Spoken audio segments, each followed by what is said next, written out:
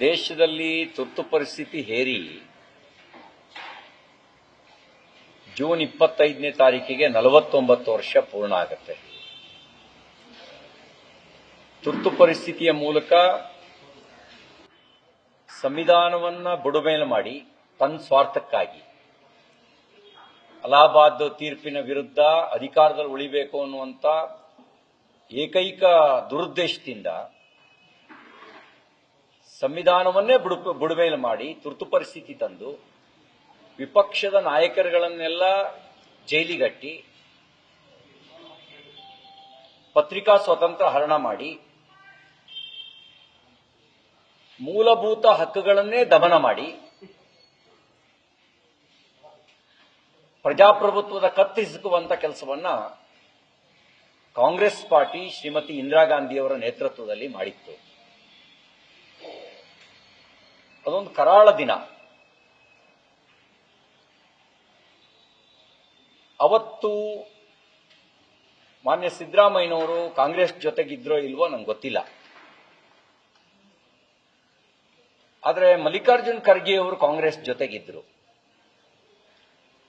ಅವರಿಗೆ ಅರ್ಥ ಆಗಬೇಕಾಗಿತ್ತು ಅಂಬೇಡ್ಕರ್ ಕೊಟ್ಟ ಸಂವಿಧಾನವನ್ನ ದಮನ ಮಾಡೋದು ಅಂತಂದ್ರೆ ಅದು ಶ್ರೀಮತಿ ಇಂದಿರಾ ಗಾಂಧಿ ಅವರು ಮಾಡಿದ್ದು ಅಂತ ಹೇಳಿ.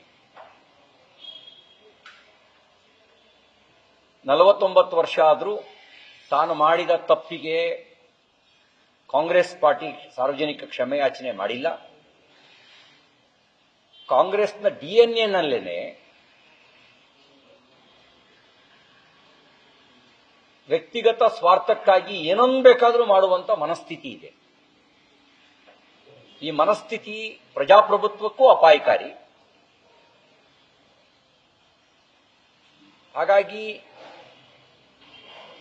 49 ವರ್ಷ ಆಗುವಂತ ಈ ಸಂದರ್ಭದಲ್ಲಿ ಇಂಥ ಒಂದು ಪರಿಸ್ಥಿತಿ ಯಾವತ್ತೂ ಬರಬಾರದು ಅಂತ ಇದ್ರೆ ಆ ಕರಾಳ ಅಧ್ಯಾಯದ ನೆನಪನ್ನ ಮಾಡಿಕೊಳ್ಳುವ ಅವಶ್ಯಕತೆ ಇದೆ. ಮತ್ತು ಕಾಂಗ್ರೆಸ್ಸಿಗೆ ಏನಾದ್ರು ತಾವು ಮಾಡಿದ ತಪ್ಪು ಅಂತ ಅನಿಸಿದ್ರೆ ಸಾರ್ವಜನಿಕ ಕ್ಷಮೆಯಾಚನೆ ಮಾಡಬೇಕು ಅಂತ ನಾನು ಆಗ್ರಹಿಸ್ತೇನೆ.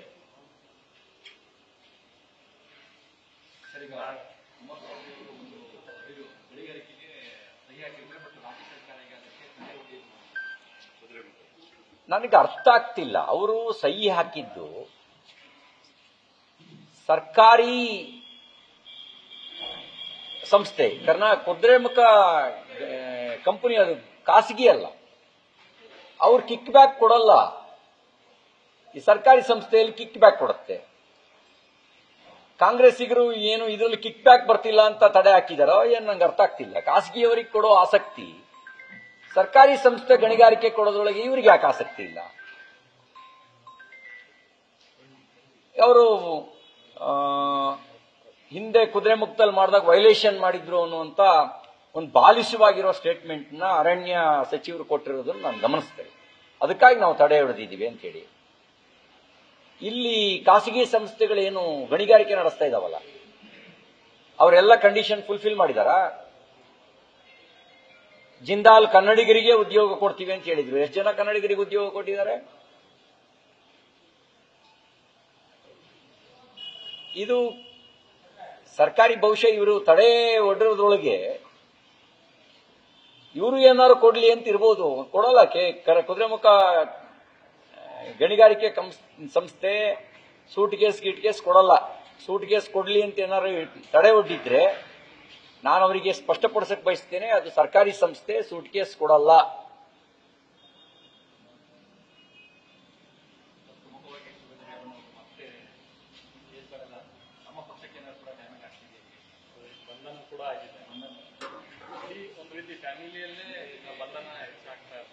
ಪಾಪ ಪುಣ್ಯ ನಮಗೆ ಗೊತ್ತಿಲ್ಲ. ಅದು ಅಂತರಾತ್ಮ ಮತ್ತು ಪರಮಾತ್ಮನಿಗೆ ಮಾತ್ರ ಗೊತ್ತಿರುತ್ತೆ ಯಾರೇನ್ ಮಾಡಿದ್ದಾರೆ ಅಂತ. ಅದಕ್ಕೆ ನಾವು ಏನು ಹೇಳಕ್ ಬರಲ್ಲ.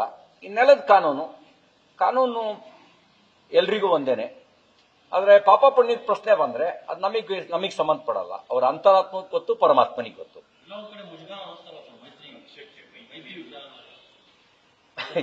ಈಗ ಎಲ್ಲ ಪ್ರಶ್ನೆಗಳಿಗೂ ಈಗ ಉತ್ತರ ಸಿಗಲ್ಲ.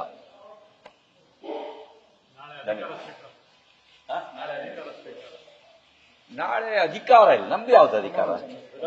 ವಿಧಾನ ಪರಿಷತ್ತಿನ ಸದಸ್ಯರಾಗಿ 17 ಜನ ವಿಧಾನ ಪರಿಷತ್ತಿನ ಸದಸ್ಯರಿಗೂ ಮಾನ್ಯ ಸಭಾಪತಿಗಳು ವಿಧಾನಸೌಧದ ಬ್ಯಾಂಕ್ವೆಟ್ ಹಾಲ್ನಲ್ಲಿ ಪ್ರಮಾಣ ವಚನಕ್ಕೆ ವ್ಯವಸ್ಥೆಯನ್ನು ಮಾಡಿದ್ದಾರೆ. ಸ್ವಾಭಾವಿಕವಾಗಿ ನಾವೆಲ್ಲ ಹಿಂದೆ MLA ಆದಾಗ ವಿಧಾನಸಭೆಯ ಒಳಗೆ ನಾವು ಪ್ರಮಾಣ ವಚನ 4 ಬಾರಿ ತೆಗೆದುಕೊಂಡಿದ್ವಿ. ಈ ಸರಿ ಒಂದು ವಿಶೇಷವಾಗಿರತಕ್ಕಂಥ ಆಯೋಜನೆಯನ್ನ ಬ್ಯಾಂಕ್ವೆಟ್ ಹಾಲಲ್ಲಿ ಮಾಡಿದ್ದಾರೆ. ಏನಾದ್ರೂ ಕರ್ತವ್ಯ ಮಾಡೋದಲ್ವಾ, ಕರ್ತವ್ಯ ಪ್ರಜ್ಞೆಯಿಂದಲೇ ನಮ್ಮ ಕೆಲಸ ನಾವು ಮಾಡ್ತೀವಿ.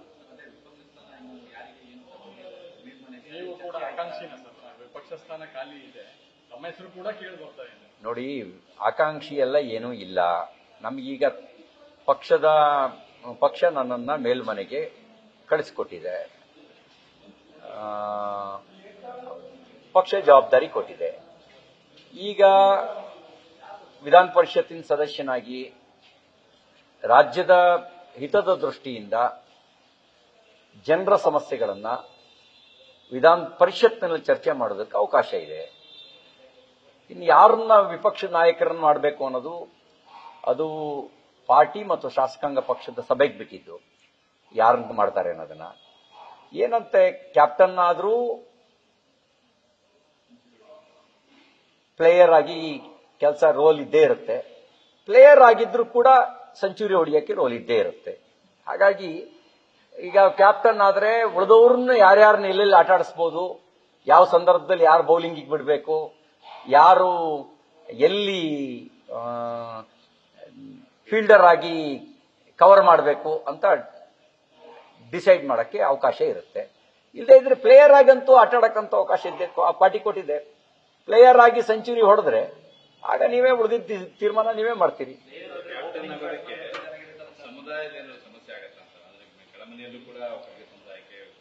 ಈಗ ನಿಮ್ಗೆ ಮೆರಿಟ್ ಅಂತ ಪರಿಗಣಿಸಿದ್ರೆ ಮೆರಿಟ್, ಅದು ಪ್ರಾಬ್ಲಮ್ ಅಂತ ಪರಿಗಣಿಸಿದ್ರೆ ಪ್ರಾಬ್ಲಮ್ಮು. ಈಗ ಯಾವ್ಯಾವ ಸಂದರ್ಭಕ್ಕೆ ಏನೇನು ಪರಿಗಣಿಸಬೇಕು ಅನ್ನೋದನ್ನ ಪಾರ್ಟಿ ಡಿಸೈಡ್ ಮಾಡುತ್ತೆ. ಏನಿದ್ರು ಒಂದು ತಂಡವಾಗಿ ಯಾರೇ ಆದ್ರೂ ಒಂದು ತಂಡವಾಗಿ ನಾವೆಲ್ಲರೂ ಕೆಲಸ ಮಾಡಬೇಕು, ಒಂದು ತಂಡವಾಗಿ ಕೆಲಸ ಮಾಡ್ತೀವಿ. ಮತ್ತು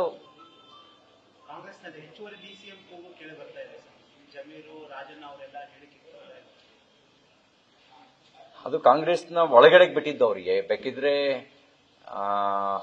ಈಗ ಈ ಅಟಲ್ ಬಿಹಾರಿ ವಾಜಪೇಯಿ ಹೆಚ್ಚುವರಿ ಮಂತ್ರಿ ಮಾಡಕ್ಕಂತೂ ಅವಕಾಶ ಕೊಟ್ಟಿಲ್ಲ.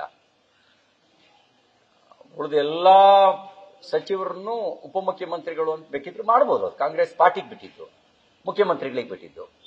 ಎಲ್ಲಾ ಸಚಿವರನ್ನು ಉಪಮುಖ್ಯಮಂತ್ರಿಗಳು ಅಂತ ಹೇಳಿದ್ರೆ ಹೇಳ್ಬೋದು. ಇನ್ನೇನು ಒಂದು ಎಸ್ಕಾಟ್ ಒಂದು ಜಾಸ್ತಿ ಸಿಗುತ್ತೆ ಅಷ್ಟೇ, ಇನ್ನೇನು ಬೇರೆ ಇನ್ನೇನು ಇರೋದಿಲ್ಲ. ಒಂದು ಎಸ್ಕಾಟ್ ಒಂದು ಜಾಸ್ತಿ ಸಿಗುತ್ತೆ. ಅದು ಅವ್ರ ಪಾರ್ಟಿ ಒಳಗೆ ಬಿಟ್ಟಿದ್ದು, ನಾವು ಅದರೊಳಗೆ ತಲೆ ಹಾಕೋದಿಲ್ಲ. ಯಾರನ್ನ ಮಾಡ್ತಾರೋ ಯಾರಿಗೆ ಬಿಡ್ತಾರೋ ಮಾಡಲಿ. ಅದು ಆದರೆ ಚರ್ಚೆ ನಡೀತಿರುವಂತ ಸಂದರ್ಭ ಇದೆಯಾ ಇದರಲ್ಲಿ? ಜಾತಿಗೊಂದು ಉಪಮುಖ್ಯಮಂತ್ರಿ ಅಂತ ಯೋಚನೆ ಮಾಡ್ತಿದ್ದಾರಲ್ಲ. ನಾವು ಪ್ರಮಾಣ ವಚನ ಸ್ವೀಕಾರ ಮಾಡದೇನೆ ರಾಗ ದ್ವೇಷ ಇಲ್ಲದೆ ಕೆಲಸ ಮಾಡ್ತೀವಿ ಅಂತ ನಾವು ಪ್ರಮಾಣ ವಚನ ಸ್ವೀಕಾರ ಮಾಡಿರ್ತೀವಿ. ಜಾತಿಯನ್ನು ಪ್ರತಿನಿಧಿಸಿ ಅಂತ ನಾವು ಯಾರೋ ಪ್ರಮಾಣ ವಚನವನ್ನ ಸ್ವೀಕಾರ ಮಾಡಿರೋದಿಲ್ಲ. ನಾವು ಪೂರ್ವಾಗ್ರಹವೂ ಇಲ್ಲದೆ ಪ್ರೇಮನೂ ಇಲ್ಲದೆ ಕೆಲಸ ಮಾಡಬೇಕು ಅನ್ನೋದೇ ನಮ್ಮ ಸಂವಿಧಾನದ ಉದ್ದೇಶ ಇರೋದು. ಹಾಗಾಗಿ ಚರ್ಚೆಗೆ ಅದು ಕಾರಣ ಆಗಬಾರದು. ಇನ್ನು ಎಷ್ಟು ಜನ ಉಪಮುಖ್ಯಮಂತ್ರಿ ಮಾಡ್ಕೊಳ್ತಾರೋ ಅದು ನಮಗೆ ಸಂಬಂಧಪಟ್ಟಿದ್ದಲ್ಲ. ಮುಖ್ಯಮಂತ್ರಿಗಳನ್ನ ಅವರು ಈಗ ಹಿಂದೆಲ್ಲ ಈಗ ಕೆಲವು ಕಡೆ ಗ್ರಾಮ ಪಂಚಾಯತಿಗಳನ್ನು 3 ತಿಂಗಳಿಗೆ ಒಂದ್ಸರಿ ಅಧ್ಯಕ್ಷ ಸ್ಥಾನ ಬದಲಾಯಿಸ್ಕೊಳ್ತಾರೆ. ಹಂಗೆ ಮುಖ್ಯಮಂತ್ರಿನೂ 6 ತಿಂಗಳಿಗೊಬ್ಬರು, ಮುಂದಿನ 6 ತಿಂಗಳಿಗೊಬ್ಬರು ಅಂತ ಬದಲಾಯಿಸ್ಕೊಂಡ್ರೆ ಅದಕ್ಕೆ ಸಂವಿಧಾನ ತಡೆ ಒಡ್ಡೋದಿಲ್ಲ. ಅದು ಆ ಪಾರ್ಟಿ ತೀರ್ಮಾನ ಮಾಡಬೇಕು. ಅಲ್ಲ ಅಂದ್ರೆ ಆತರ ಯಾರ ಬದಲಾಯಿಸ್ಕೊಂಡ್ರೆ ಸಂವಿಧಾನ ಏನು ಅಡ್ಡಪಡಿಸೋದಿಲ್ಲ. ಹಾಗಾಗಿ ನಮ್ಗೇನು ದುರುದ್ದೇಶ ಇಲ್ಲ ಸಿದ್ದರಾಮಯ್ಯನವ್ರು ನಿಲ್ಲಿಸಬೇಕು ಅಂತ.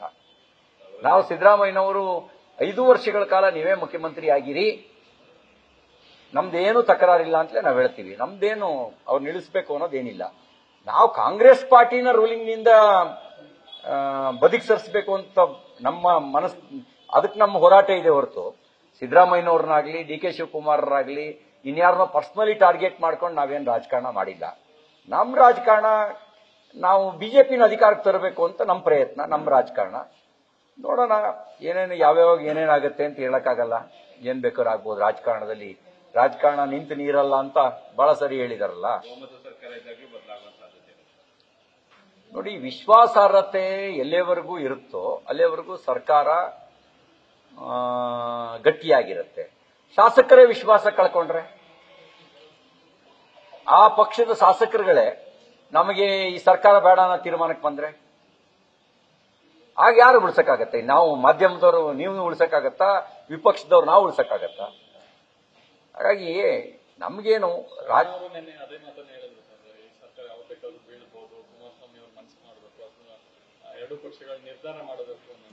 ಬೀಳಿಸುವ ಕಾರ್ಯಕ್ಕೆ ನಾವು ಕೈ ಹಾಕೋದಿಲ್ಲ.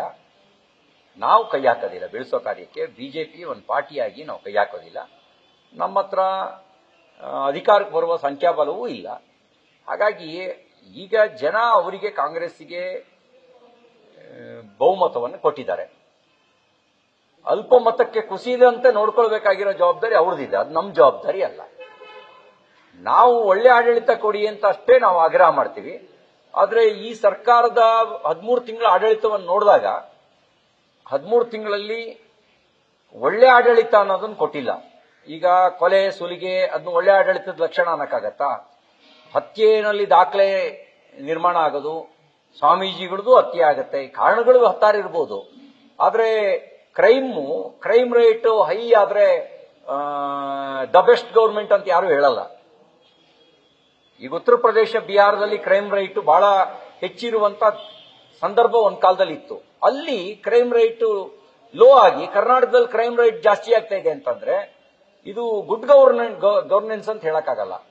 ಮತ್ತೆ ವಾಲ್ಮೀಕಿ ಅಭಿವೃದ್ಧಿ ನಿಗಮದಂತ, ಲಂಬಾಣಿ ಅಭಿವೃದ್ಧಿ ನಿಗಮದಂತ ಹಣ ಇಡೀಯಾಗಿ ಲೂಟಿ ಆಗತ್ತೆ ಅಂತ ಹೇಳಿದ್ರೆ ಇದು ಪಾರದರ್ಶಕ ಸರ್ಕಾರ, ಪ್ರಾಮಾಣಿಕ ಸರ್ಕಾರ ಅಂತ ಸರ್ಟಿಫಿಕೇಟ್ ಕೊಡಕ್ ಬರುತ್ತಾ?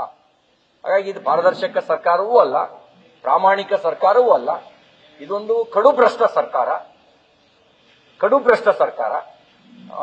ಇದು ಹೆಂಗಿದೆ ಪರಿಸ್ಥಿತಿ ಅಂತ ಹೇಳಿದ್ರೆ ನಾನೆಷ್ಟು ನುಂಗ್ಲಿ ಅಂತ ಕಾಂಪಿಟೇಷನ್ಗೆ ಎಲ್ಲರೂ ಬಿದ್ದುಬಿಟ್ಟಿದ್ದಾರೆ. ಇದು ರಾಜ್ಯದ ದೃಷ್ಟಿಯಿಂದ ಬಹಳ ಕೆಟ್ಟ ಬೆಳವಣಿಗೆ. ಸಿದ್ದರಾಮಯ್ಯನವರು ಹಳೆಯ ಕದರನ್ನ ಕಳ್ಕೊಂಡಿದ್ದಾರೆ. ನಂದೆಲ್ಲ ಇನ್ನೇನು ಆಟ ಮುಗಿತಾ ಬಂತು ಅನ್ನುವಂತ ನಿರುತ್ಸಾಹ ಅವರ ಆಡಳಿತದ ವರ್ತನೆಯಲ್ಲಿ ಕಂಡು ಬರ್ತಾ ಇದೆ.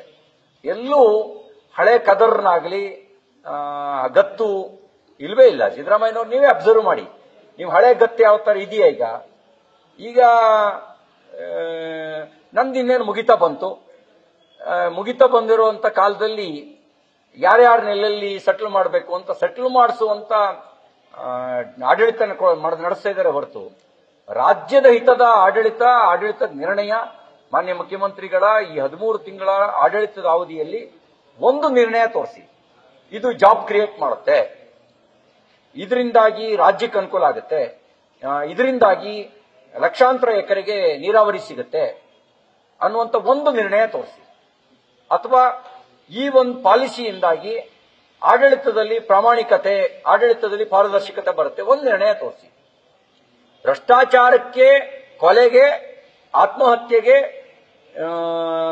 ಒಂದು ದಾಖಲೆ ನಿರ್ಮಾಣ ಮಾಡಿಕೊಡೋದ್ರ ಕಡೆಗೆ ಈ ಸರ್ಕಾರ ಹೋಗ್ತಾ ಇದೆ, ಇನ್ಯಾವುದೂ ಇಲ್ಲ. ಹಾಗಾಗಿ ನಾವ್ಯಾರು ಈ ಸರ್ಕಾರಕ್ಕೆ ಒಳ್ಳೆ ಸರ್ಟಿಫಿಕೇಟ್ ಕೊಡೋ ಸ್ಥಿತಿನಲ್ಲಿ ಜನನೂ ಇಲ್ಲ, ನಾವು ಇಲ್ಲ. ಅವ್ರು ಒಳ್ಳೆ ಆಡಳಿತ ಕೊಟ್ಟಿದ್ರೆ ಅವ್ರ ಗ್ಯಾರಂಟಿಯ ನಡುವೆ ಬಿಜೆಪಿ 1 ಸೀಟು ಗೆಲ್ಲಕ್ಕಾಗ್ತಿರಲಿಲ್ಲ. ಅವ್ರ ಕೆಟ್ಟ ಆಡಳಿತದ ಪರಿಣಾಮ, ಮೋದಿಯವರಂತ ನೇತೃತ್ವದ ಪರಿಣಾಮ ಬಿಜೆಪಿ 19 ಸೀಟು NDA ಗೆದ್ದಿದೆ. ನ್ಯೂಸ್ ಫಸ್ಟ್ ನಿರ್ಭೀತಿಯಿಂದ ನಿಮ್ಮ ಪರವಾಗಿ.